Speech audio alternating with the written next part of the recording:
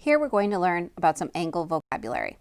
It's really going to be a lot of new vocabulary, so get ready to take some notes. You should grab your note worksheet and a pencil. You have to take notes so that you can refer back to them when we practice in class. So the first definition we're going to do is we're going to define a definition. It is a statement of the real meaning of a word. A postulate is something new, and we're going to have quite a few of them in our geometry class. It's a statement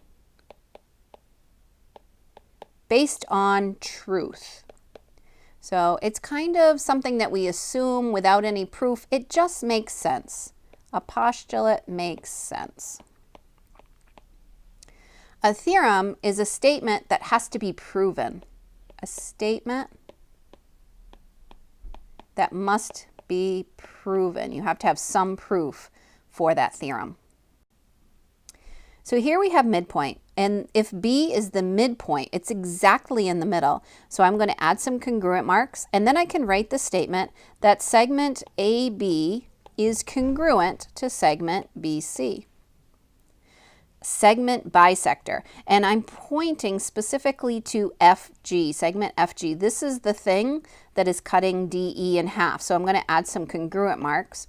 And a segment bisector cuts a segment exactly in half. So it's not just in between, it's exactly in between. And I can say the statement, segment DH is congruent to segment HE. Segment addition postulate. We're going to use this one a lot, so it has its own abbreviation, SAP. And as you get used to it, you can use SAP as reasons.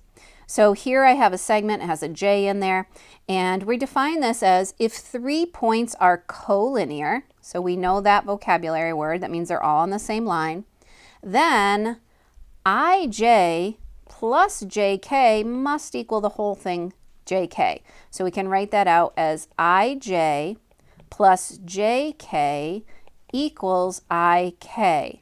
Notice I did not put the segment over them because we're talking about measures, and when we're talking about measures, not segments, you don't need the segment mark. So this is the measure of IJ plus the measure of JK is going to equal the measure of IK. And here we have some vocabulary word. We've already talked about our angles a little bit, and we name this one as angle ABC. We specifically say that B has to go in the middle, and that is called the vertex. This side down here is just called a side of the angle. There would be another side here. They're made of rays. And then point D we say is in the interior of the angle, and point E is in the exterior of the angle. In picture 2, we have this angle. It is angle FGH. Notice G is the vertex, G is in the middle. And we have a new symbol for measure. So if I take a protractor and I'm measuring this, we're going to write it as a lowercase m for measure of angle FGH. Let's say that I measured that, and we'll call it something like 50 degrees.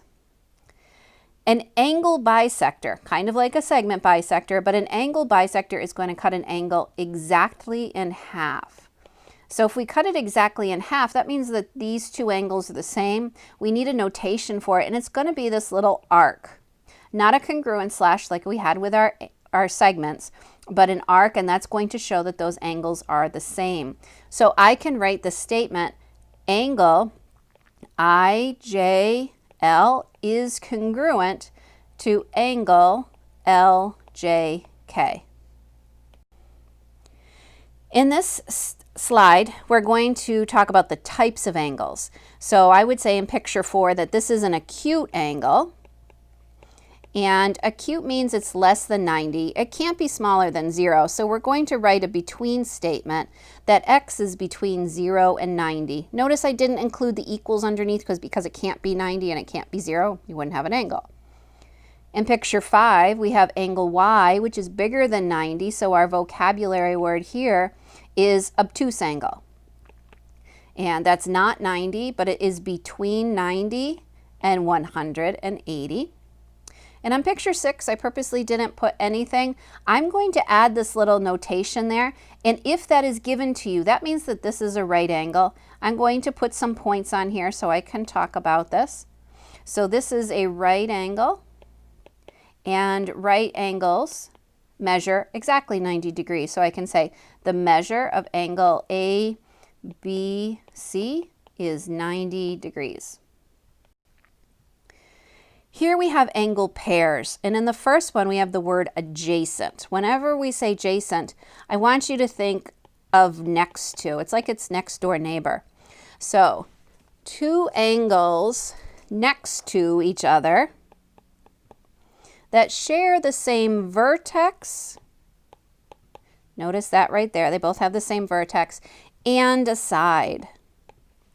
This side right down the middle, they both share that. Linear pair. A pair of adjacent, so we just define that, so they have to be right next to each other, with angles with a non-common side that are opposite rays.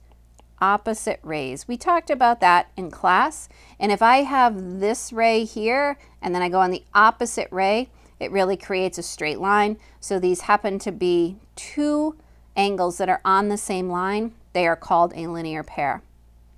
For vertical angles, we are going to see these a lot, and it's any time you're going to see this general X picture. Notice that 5 and 6 are not next to each other, so we're going to say two non-adjacent, they can't be right next to each other, angles formed by two intersecting lines. And those are going to be our vertical angles. Now let's look at how these angle pairs are related. So we just called 5 and 6 vertical angles, and no matter how you draw this picture, 5 and 6 are always going to be equal to each other. So if two angles are vertical, then they are congruent. So I can write the statement angle 5 is congruent to angle 6. This is called the vertical angle theorem. We are going to be using it a lot, so we will abbreviate it VAT. And the next one, we have complementary angles, and you've probably seen this vocabulary word before. So when we have 7 and 8, they are on a right angle, so they're two angles whose measures add to 90 degrees. And we can make the statement, the measure of angle 7 plus the measure of angle 8 equals 90 degrees. Complementary. That's just going to be something that you have to memorize, that complementary goes with 90. The other word is supplementary. So notice these are not right next to each other. They're not adjacent. They could be, but any two angles whose measures add to 180 degrees, we would say they are supplementary. So I can say the measure of angle 9 plus the measure of angle 10 equals 180 degrees. Linear pair postulate, another abbreviation, LPP. If two adjacent angles right next to each other, like in our picture 11 and 12, are a linear pair, well, that means they're on the straight line, and we know a straight line adds to 180, so we're going to use the vocabulary word supplementary. If we have a linear pair, then they are supplementary, and we can call that LPP for linear pair postulate. So we can write the statement, the measure of angle 11 plus the measure of angle 12 equals 180 degrees according to LPP, linear pair postulate. And our last one, looking at angle addition postulate. So we saw the segment addition postulate that added the two smaller segments. This is going to add the smaller angles to be the big angle. So if D is in the interior, and we saw that as a word, vocabulary word, there's D, it's in the inside of angle ABC, then we know that the two smallers add up to the big angles. So this angle, which is ABD, the measure of angle ABD plus the measure of DBC is going to equal my full angle, the measure of angle ABC. The two smaller angles add up to the big angle. Now we're going to be ready for some practice in class.